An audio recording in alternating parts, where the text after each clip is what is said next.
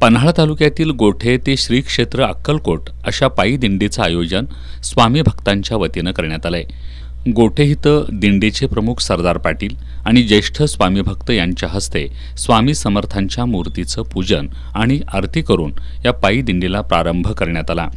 गोठेतून मल्हारपेठ, सांगरूळ, कुडित्रे, वाकरे मार्गे ही दिंडी अक्कलकोटला रवाना झाली।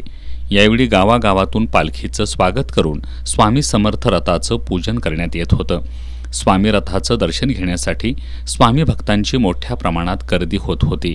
ही पायी दिंडी 10 दिवसात सुमारे 275 किलोमीटर अंतर जाणार असून प्रत्येक दिवशी 35 ते 40 किलोमीटर पायी प्रवास करणार असल्याचं दिंडीचे प्रमुख सरदार पाटील यांनी सांगितलं।